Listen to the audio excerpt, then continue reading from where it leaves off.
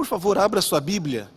Evangelho segundo escreveu Lucas, Evangelho de Lucas, capítulo 18. Lucas 18, verso de número 1 em diante. Número 1 até número 10, número 8, para ser bem exato. Lucas 18, verso 1 até o verso 8. Enquanto você procura, recapitulando a nossa jornada até aqui, neste dia de hoje, às 8 horas da manhã ministramos a palavra do Senhor, baseado em João capítulo 15, verso 15, onde Deus nos informou: vocês são meus amigos. Eu chamo vocês de amigos, revelo coisas profundas, com a finalidade de que vocês produzam frutos que permaneçam. Ele nos tirou da posição de inimigos, não nos considera escravos, nos chama de amigos, para que, como amigos, possamos dar frutos.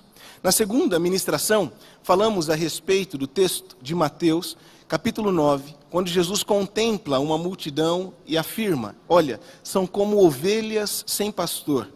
Rogue ao Pai, pois o campo está pronto, os trabalhadores ainda são poucos. Deus nos chamou a atenção para esta realidade. O caos que o mundo vive não é empecilho para o agir de Deus. Quero mais uma vez aqui afirmar isso ao seu e ao meu coração. O caos não pode impedir Deus de agir. O caos é a matéria-prima para o milagre. Vimos e ouvimos vários testemunhos desses que vivemos nesses últimos dias, e quero concluir a mensagem de agora à noite com mais um testemunho que impactou a minha vida, marcou a minha vida. E o texto de hoje fala sobre uma parábola que Jesus conta, onde uma mulher foi roubada, furtada, foram-lhe tirados alguns direitos, e ela recorre a um homem mau, perverso. E Jesus utiliza este cenário bastante conflituoso para nos aplicar uma instrução, uma lição necessária. O texto de Lucas capítulo 18, verso 1 em diante, diz: então Jesus contou aos seus discípulos uma parábola, para mostrar-lhes que eles deviam orar sempre e nunca desanimar. Ele disse: em certa cidade havia um juiz que não temia a Deus, nem se importava com os homens.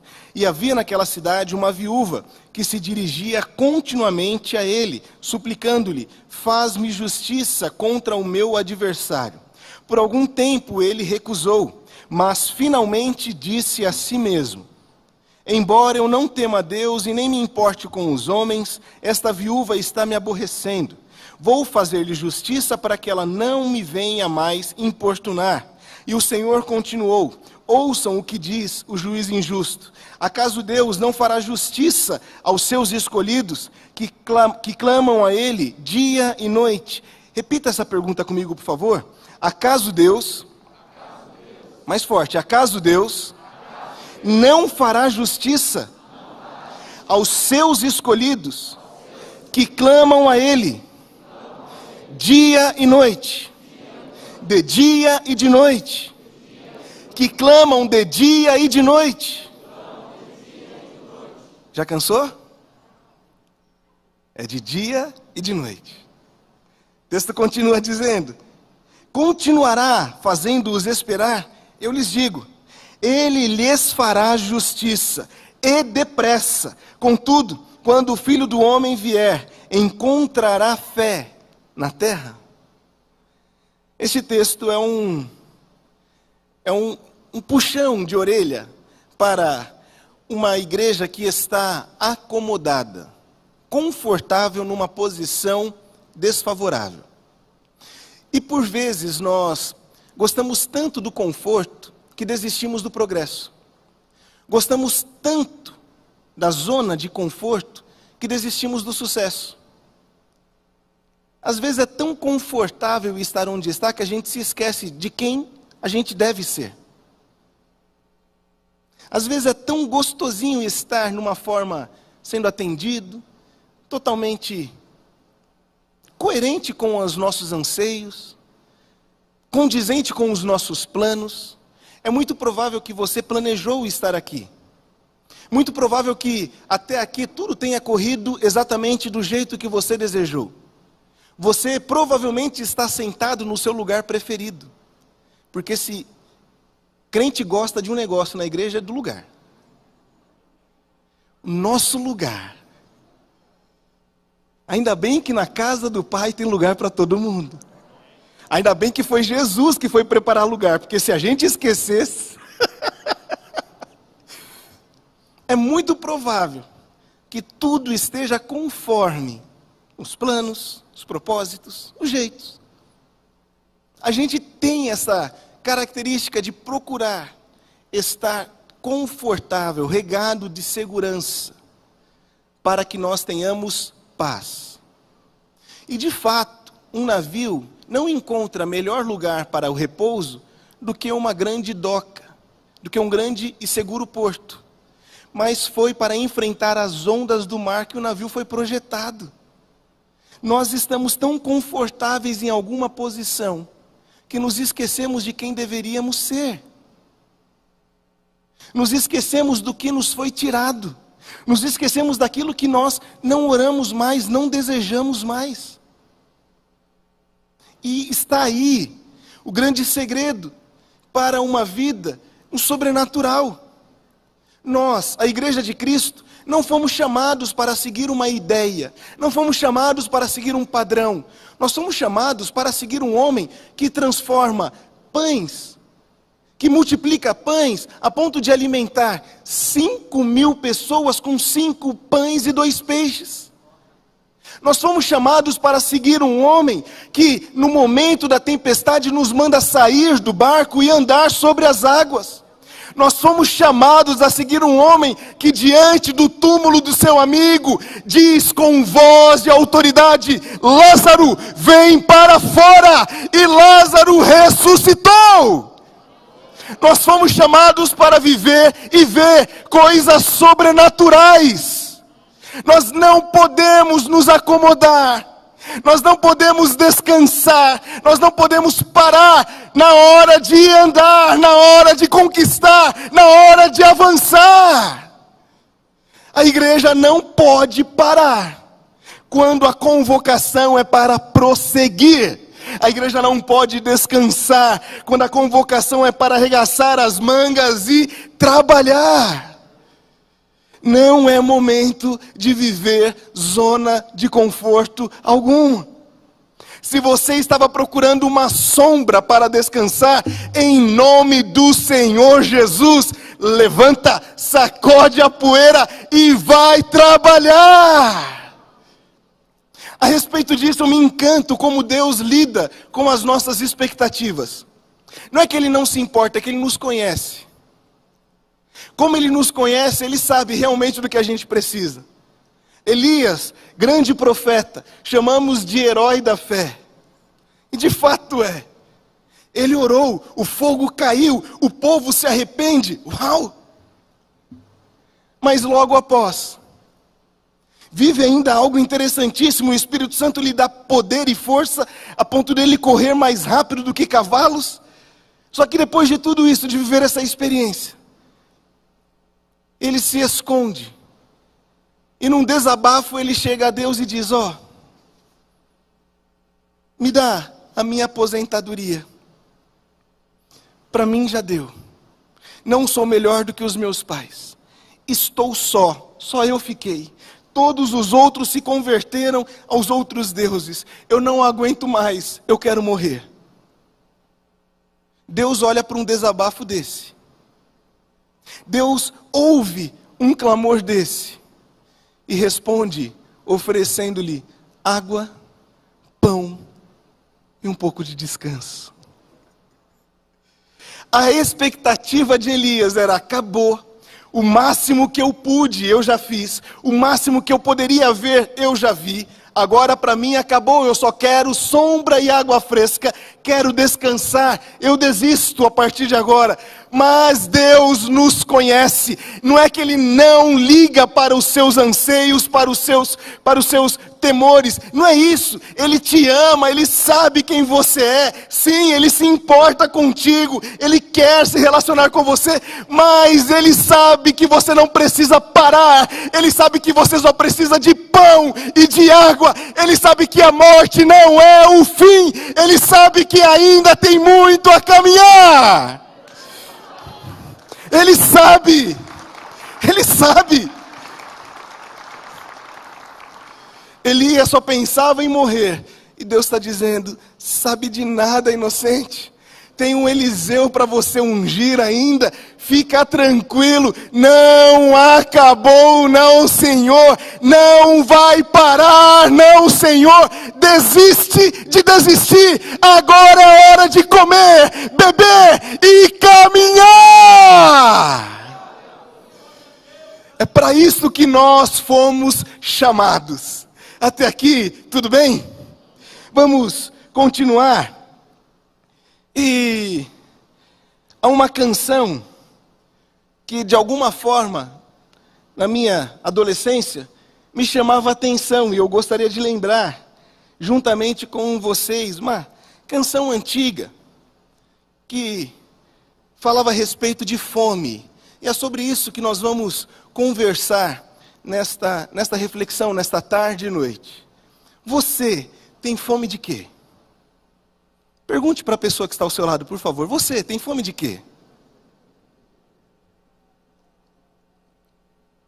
Não é para parar de prestar atenção para pensar na pizza do depois.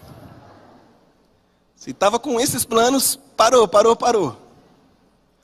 Você tem fome de quê? Uma canção, um tanto quanto famosa, dizia assim: a gente não quer só comida, a gente quer comida, diversão e arte. A gente não quer só comida, a gente quer saída para qualquer parte. A gente não quer só comida, a gente quer comida, diversão, balé. A gente não quer só comida, a gente quer a vida como a vida quer. O anseio por algo além do que é meramente ordinário, comum, físico, faz parte do complexo ser humano. Embora sejamos matéria, de acordo com a biologia ordinária, comum, composto de carbono, que se encontra em qualquer lugar na criação, em qualquer lugar no cosmos, encontra o que somos. Uma composição comum, banal, por assim dizer. Embora sejamos matéria, desejamos muito mais, e não nos saciamos em sermos e termos apenas o que é material. É interessante, inclusive, a análise psicológica a respeito de algumas conquistas, de alguns bens de consumo, por exemplo, carros. Como isso afirma o ego de um indivíduo. As pessoas crescem em carros maiores e murcham em carros menores. Boa parte do alto investimento que fazemos em carros potentes tem a ver com questões emocionais. Percebe que até por meio do que é material, nós expressamos, em psicologia literalmente estamos representando, projetando, melhor dizendo, questões da nossa psique. Certo, doutor? Muito obrigado. O ser humano, embora seja matéria, deseja, anseia muito mais. E a pergunta, novamente, que se faz é: e você tem fome de quê? Quando olhamos para a realidade do corpo de Cristo, devemos ampliar tal perspectiva, maximizar tal expectativa, visto que em muito superam os anseios naturais em relação às aspirações materiais. Em suma, um crente que contenta-se com o tempo presente e com a materialidade das coisas é absolutamente carente da verdadeira conversão e da fé genuína. Esta radicalidade se aplica à luz de 1 Coríntios capítulo 15, quando o apóstolo Paulo chama de verdadeiros miseráveis aqueles que se esquecem da esperança da ressurreição. Se tudo o que nós esperamos estiver resumido até onde nós podemos alcançar com os olhos e com o entendimento, somos os mais miseráveis dentre todos os homens. Por isso que o mistério da ressurreição de Cristo e, consequentemente, a nossa ressurreição é algo estrondoso. É algo que nos leva para um novo patamar, para um novo nível, para uma nova expectativa. Uma visão restrita a este tempo é simplista para um povo que foi chamado a viver por fé. Nós fomos chamados a viver por fé. Esta é a nossa vocação. Foi para isso que fomos chamados. Não tem como tirar isso da cosmovisão cristã. Não tem como alterar esta nossa identidade. Não tem como esperar que um crente em Cristo Jesus viva diante do racionalismo. Apenas aquilo que é concreto, apenas aquilo que é comprovável, isto é verdadeiro. Absolutamente não tem como. A fé é a certeza das coisas que não se veem. É a esperança viva que nos faz enxergar além do que os olhos podem ver. A igreja foi chamada para aspirar e desejar coisas elevadas. Nós somos chamados para isso. Diante disso, pastor Samé Maurício, pastor da igreja presbiteriana do Cairo, que nos recebeu no Egito, ele falou que teve um dia que Deus o convocou para uma dessas loucuras que eles lá praticam. Por exemplo, comprar terreno no meio do deserto. Eu estou falando de deserto de verdade. É deserto que você voa uns 30 minutos e só tem areia. De avião isso é bastante coisa. E eles compram um terreno no meio do deserto. E no meio do deserto Deus faz nascer água. E hoje existe um campus onde eles atendem pessoas de diversas nacionalidades. Pessoas que conhecem e se entregam a Cristo, e a partir dessa entrega ali são treinados, preparados para voltar ao mundo e como missionários pregar o Evangelho de Cristo. Neste mesmo ambiente eles têm um local onde eles cuidam de pessoas viciadas em drogas. Uma vez por ano, durante uma semana, eles têm um evento onde mais de 60 mil jovens têm contato com o Evangelho de Cristo Jesus, algo estrondoso. E diante dessas convocações de Deus, o Espírito Santo lhe deu uma segurança sem igual, dizendo: eu chamei, eu pago. Eu chamei, eu sustento. Deus nos chamou para coisas grandiosas. Ele chamou, Ele banca. Tão somente confia.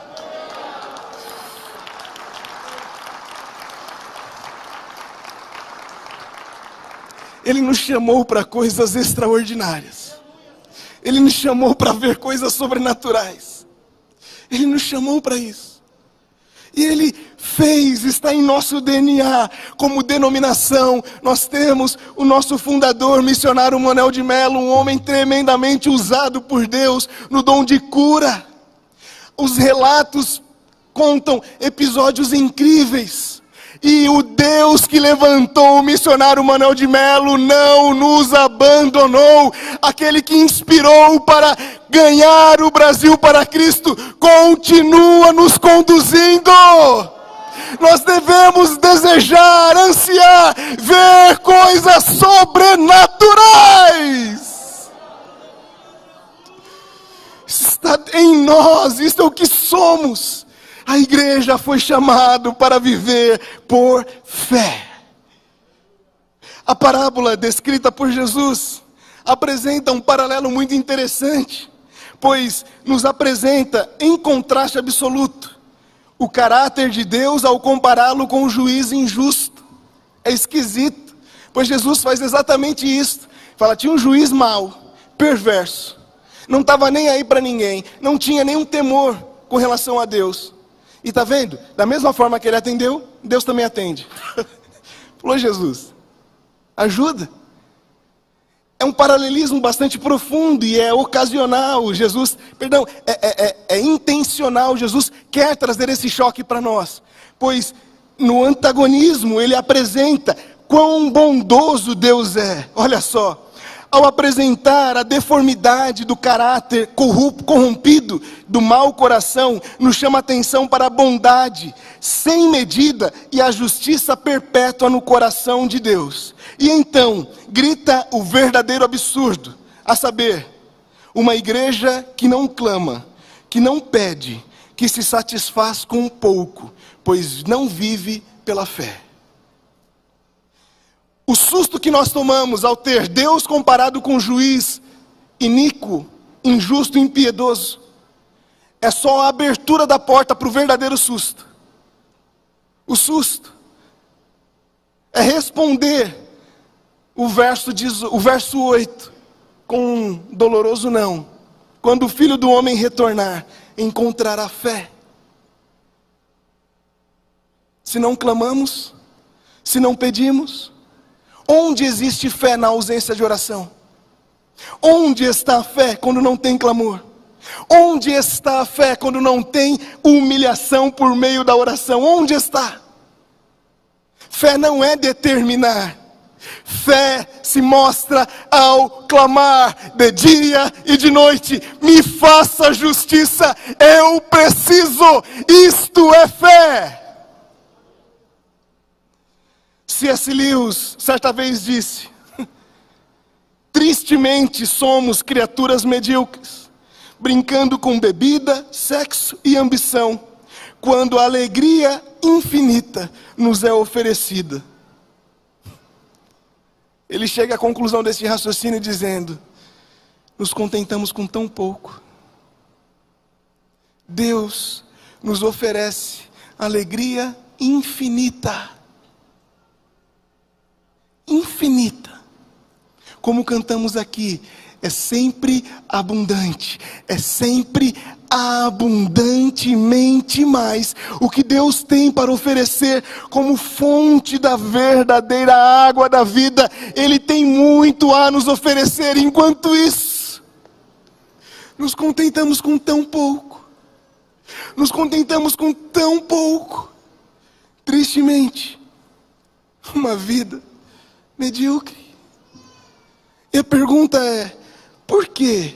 Como podemos nos contentar com tão pouco? A resposta parece óbvia, mas aqui está: a gente nem sente falta. A gente não sente mais falta do sobrenatural, porque de alguma forma a gente acha que dá para explicar tudo. Um tempo atrás a gente estava vivendo um grande período de estiagem, certo? Desespero, a luz vai acabar. E aí, o crente em Cristo Jesus vê a seca. Em seu coração responda: você orou para que Deus mandasse chuva? Você já se ajoelhou durante este período e disse: Deus, tenha misericórdia, por favor, sobre a nossa nação, derrame chuva. Como a gente sabe como a chuva funciona? A gente acha que sabe de tudo. Como a gente sabe que é só o sol aparecer, evaporar a água que está aqui, ela vai subir, chega até uma temperatura gelada o suficiente para se condensar, aí depois ela ficam carregadas e cai. Sabe essa explicaçãozinha da primeira série? A gente acha que sabe demais com informação do ensino fundamental. E por achar que sabe demais, ora de menos. A gente não sente mais falta do sobrenatural porque a gente aprendeu a explicar as coisas. Esta realidade é tão dolorosa e tão presente em nossas vidas que tem uma frase que a gente usa sem nem sentir mais. Geralmente a gente vai cuidando das coisas até perder o controle. Quando perde o controle a gente fala: agora é só Deus. Pergunta, igreja: quando não foi só Deus? Quando foi que tivemos domínio absoluto sobre todas as coisas? Quando foi que de fato o tempo que nós projetamos e planejamos esteve sob o nosso domínio, sob o nosso controle? Quando? Quando os seus dias foram dominados por você? Quando? Me fale um único dia em que tudo que você planejou, cada segundo do seu dia correu de acordo com os seus desejos. Somos vulneráveis, somos frágeis, mas altivos e orgulhosos. Por isso que Deus nos chama a atenção, nos dando um chacoalhão. Sabemos coisas pequenas e achamos que não precisamos daquele que é tudo. Por isso eu mencionei há tempos atrás: fé não é determinar, fé é se humilhar e clamar, pedir e dar-se-vos-á, batei até que abrir. O problema é que a gente não sente mais falta. A gente não sente mais falta.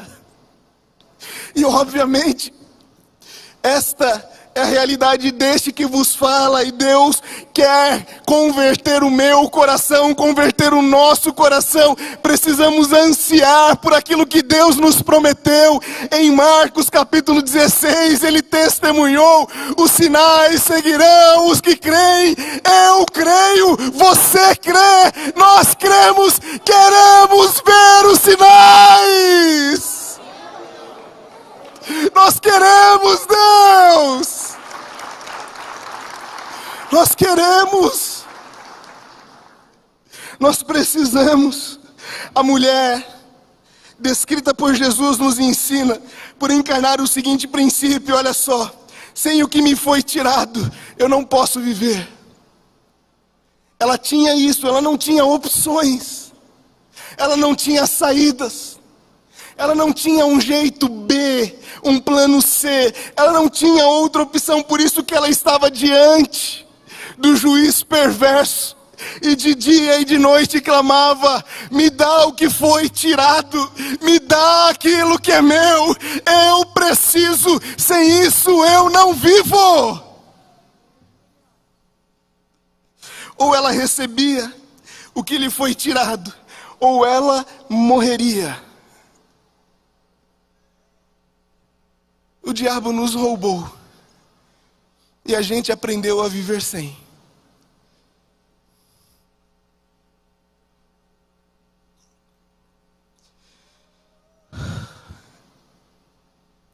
A respeito disso, John Piper, no livro Quando Eu Não Desejo Deus, livro que tem me abençoado muito nesses últimos dias, olha só o que ele nos leva a entender. Será que essas duas coisas andam juntas? Luta e alegria? Lutar parece algo tão carregado e violento. A alegria parece algo mais sereno e mais tranquilo. Portanto, parece estranho falar sobre luta pela alegria. Da mesma forma, poderíamos então falar sobre lutar para gostar de sorvete de chocolate. Ou gostamos ou não gostamos, certo? Qual é a briga? Não é uma coisa simples assim. Ter preferência por coisas como sorvete de chocolate e não por sorvete de creme não tem qualquer conteúdo moral. Não é certo ou errado preferir um ao outro. No entanto, o gosto espiritual pela glória de Cristo tem uma implicação moral. É mortal e maligno não o possuir. Não ver e não experimentar Cristo é um insulto à beleza e o valor do seu caráter. Entende isso? Por fim, ele afirma: a verdadeira essência do pecado é preferir qualquer coisa no lugar de Cristo. E isto deve ser combatido. Olha, que realidade dura a nossa. Olha que realidade dura essa nossa. Deus está nos chamando a atenção. Como em Apocalipse, ele bate a porta. O texto que utilizamos comumente para evangelizar é um texto de exortação à igreja. Ele não está batendo na porta do coração do ímpio. Ali ele está batendo na porta de uma igreja que aprendeu e se acostumou a viver com Cristo do lado de fora.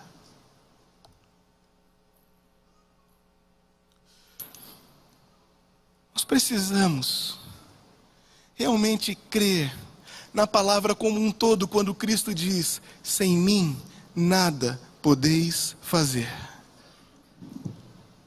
Sem mim nada podeis fazer. Quando crermos nessa afirmação de Cristo, o buscaremos com tanta intensidade, o buscaremos de dia e de noite. Não nos perderemos com coisas como diz o C.S. Lewis, com coisas medíocres, com entretenimentos banais. Essas coisas vão simplesmente passar ao largo. Quando entendermos, sem mim nada podeis fazer. Caminhando para a nossa conclusão. A ausência de oração revela toda a nossa presunção. Escancara a nossa carnalidade e aponta para a falta de fé. A mulher viúva é um sinônimo de impotência, necessidade e vulnerabilidade. Para aquela circunstância, para aquele momento histórico, uma mulher viúva é uma mulher condenada à morte, condenada à pobreza, condenada a ser esquecida pela sociedade. É alguém que não vai ter nenhuma forma de sustento, é alguém que não tem vida absolutamente nenhuma, é alguém que está completamente perdida. Jesus nos compara a esta mulher, só que do lado de cá a gente acha que tem solução sem Cristo. A gente acha que no final das contas um jeito nós daremos. Não agimos como ela, pois nos consideramos forte o bastante. Em oposição a esta errônea percepção, está Deus, que diz: o que você precisa é da graça que há em mim. Por isso, mais uma vez eu pergunto, você tem fome de quê?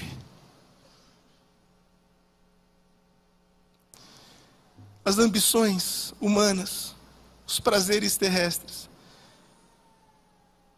tentam de alguma forma nos ludibriar. Como cantávamos antigamente, passarinhos, belas flores, querem me enganar, mas eu contemplo o meu lar. Igreja de Cristo, você tem fome de quê? Algumas pessoas foram colocadas diante de nós para testemunhar a respeito da sua experiência com Deus. E obviamente eu não posso citar nomes, tampouco localidades, pois os nossos irmãos são perseguidos até a morte. São procurados, pois para o islamismo a conversão ao cristianismo é uma vergonha, e vergonha se lava com sangue. E um testemunho de um rapaz de aproximadamente 22 anos me chamou muita atenção. Ele conta que o pai dele era um homem muito violento, muito mau, muito perverso. Quando ele era pequeno, ele apanhava em casa, se numa briga da rua, ele não tirasse muito sangue do seu oponente. Não era que se ele apanhasse, ele apanharia em casa. Se ele batesse pouco, ele apanharia em casa. Ele foi instruído, instigado a viver de forma violenta.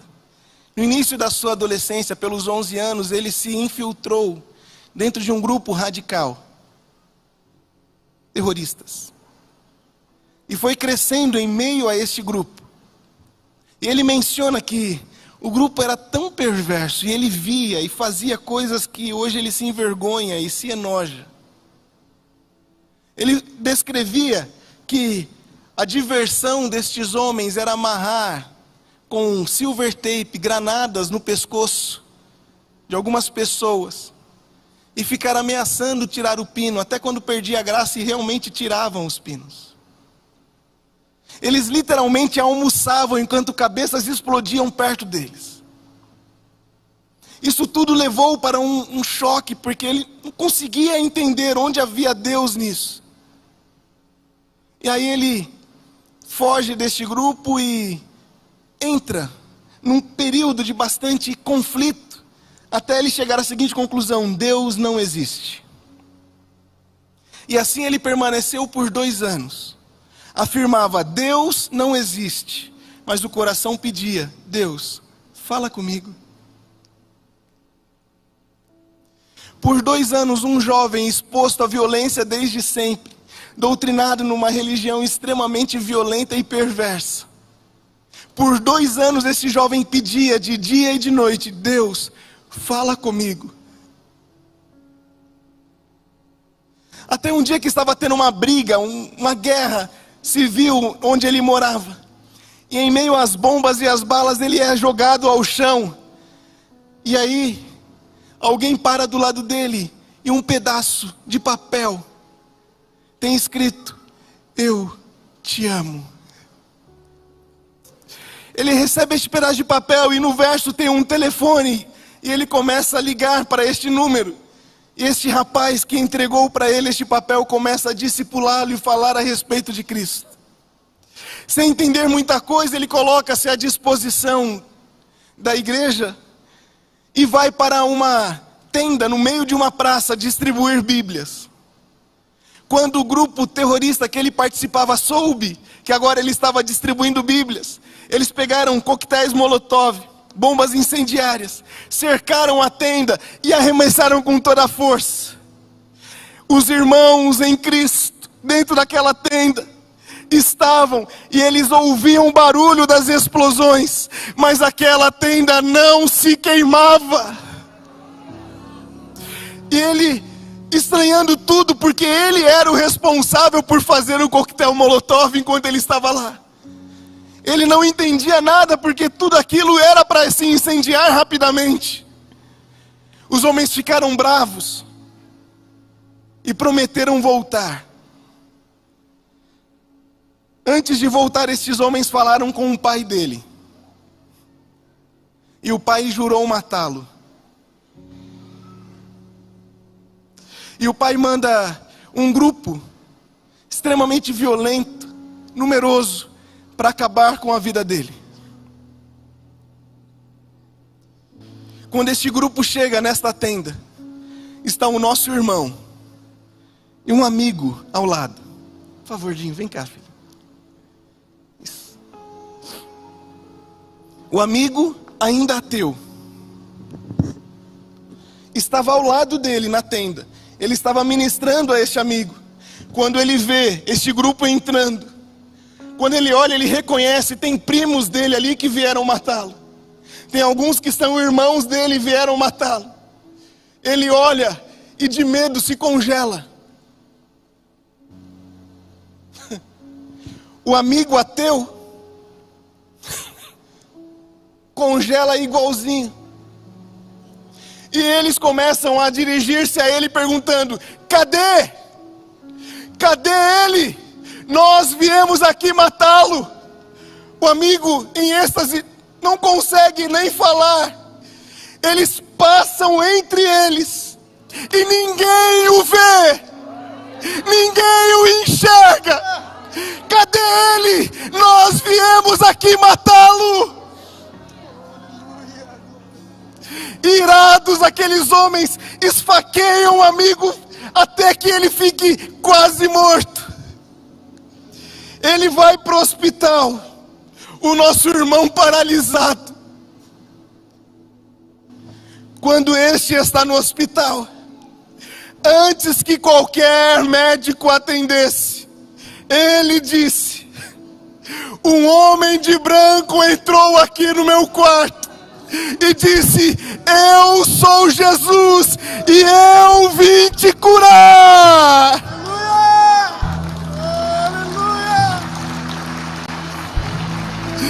Instantaneamente, todas as feridas foram curadas.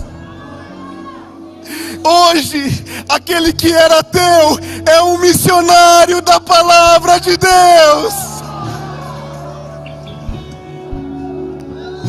Deus é o mesmo, Ele não muda. Igreja de Cristo Jesus, você tem fome de quê? O que é que deseja o seu e o meu coração? Deus tem algo sobrenatural para nós. E não precisa ser apenas a partir do dia 5 de janeiro. Pode ser agora.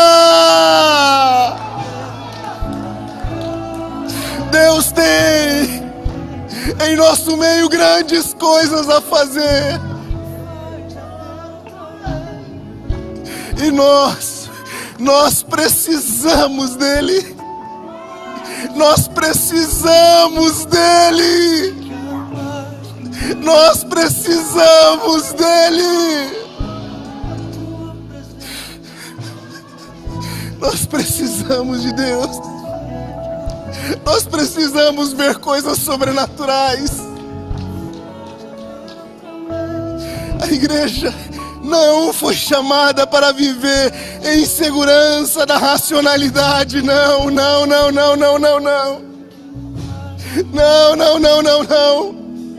A igreja foi chamada para viver por fé. A igreja foi chamada para romper em fé. Então, em nome do Senhor Jesus, se levante agora. Se levante agora. Se levante agora. Se levante agora. Ah, Senhor. A tua presença é o meu prazer. Tua glória eu desejo ver. Vem transformar meu coração e faz arder outra vez. Eu te quero mais, Senhor, te quero mais que tudo. Te quero mais que tudo. A tua presença, Senhor. A tua presença é o meu prazer. Tua glória eu desejo ver. Vem transformar meu coração e faz arder outra vez. Eu te quero mais, Senhor, mais que tudo. Te quero mais que tudo. Eu te quero mais. Eu te quero mais. Eu te quero mais que tudo. Eu te quero mais que tudo. Eu te quero mais. Eu te quero mais. Eu te quero mais que tudo. Eu te quero mais que tudo. Eu te quero mais. Eu te quero mais. Eu te quero mais que tudo. Eu te quero mais, Senhor. Eu te quero mais, Senhor. Eu te quero mais. Eu te quero mais que tudo. Eu te quero mais que tudo. A tua presença é o meu prazer. Tua glória eu desejo ver. Vem transformar meu coração e faz arder outra vez. Eu te quero mais, Senhor. Te quero mais.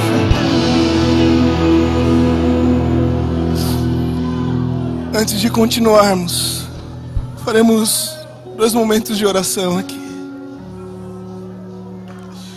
2 Crônicas, capítulo 7, verso 14, a Bíblia diz: se o meu povo,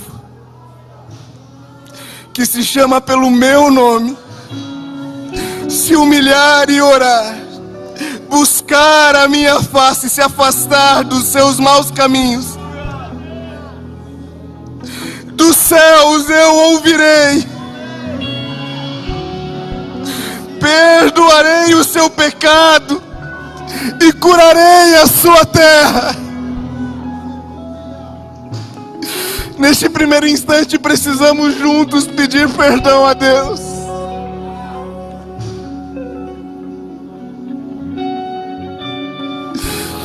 Enquanto os músicos ministram ao nosso coração, elevamos a nossa voz e pedimos perdão a Deus.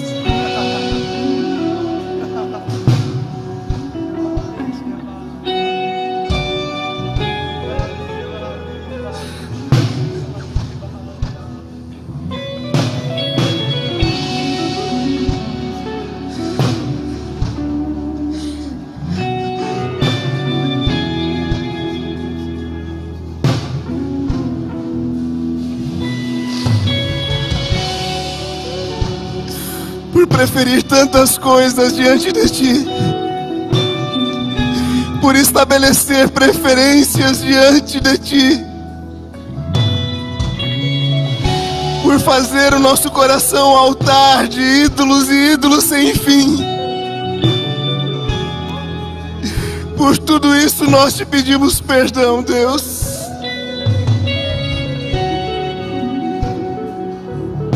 Pela presunção do nosso dia a dia, pela negligência com intimidade contigo,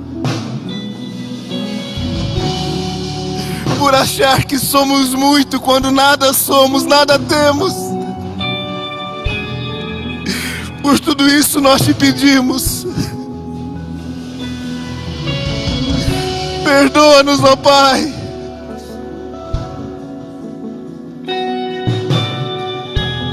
Perdoa-nos, Senhor.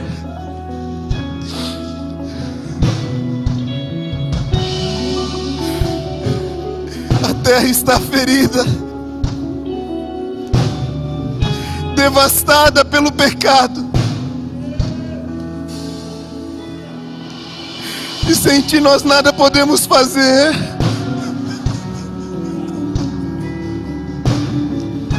Nós Te clamamos, Pai, como aquele cego à porta de Jericó um dia gritou: Jesus! Jesus! Tem misericórdia de nós!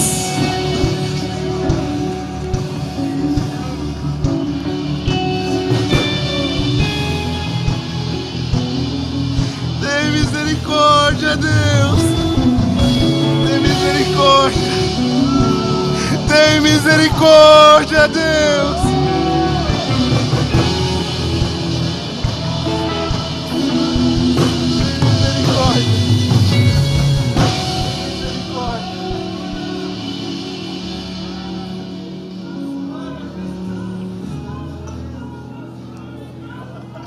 Tem misericórdia.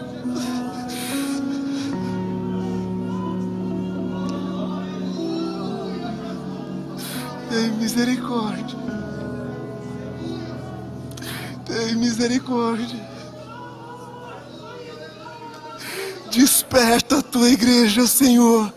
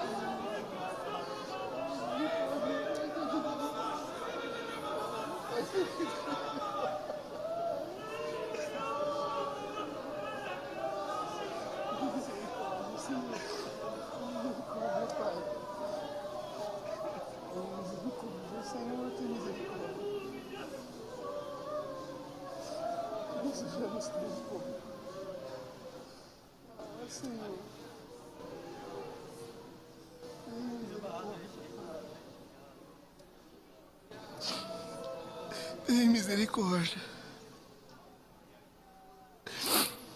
Se o meu povo, que se chama pelo meu nome, se humilhar e orar, buscar a minha face, se afastar dos maus caminhos. Esta é a Sua palavra, Deus. Em obediência à palavra que é a verdade, que é suficiente para todo o tempo. É nisso que cremos. Baseado nesta palavra, hoje aqui, confessamos o nosso pecado. Hoje aqui, abrimos mão do mau caminho. Hoje aqui, nos humilhamos e oramos diante de Ti. Por isso agora nós aguardamos, Deus, Nós aguardamos, Deus. Nós queremos, Deus. Nós queremos, Deus. Tudo o que o Senhor tem para nós. Nós queremos tudo. Tudo que o Senhor tem para nós. Que a sua igreja opere em dons, sinais e maravilhas. Que quando as palavras saírem dos nossos lábios, o seu nome seja glorificado, o enfermo seja curado, aquele que está sob opressão seja liberto. Onde colocarmos a planta dos nossos pés, que seja um local consagrado a Ti, tomado, dominado pela presença soberana daquele que é tudo sobre todos. Faz em nós, Senhor. Faz em nós, Senhor. Opera em nós, Senhor. Conclua os seus propósitos sobre as nossas vidas. O Senhor nos prometeu e é fiel para cumprir. Hoje Ele nos ouve. Hoje Ele nos perdoou todo o pecado. Hoje Ele começou a sarar a nossa terra. Ele começou a sarar a nossa terra. Ele começou a sarar a nossa terra.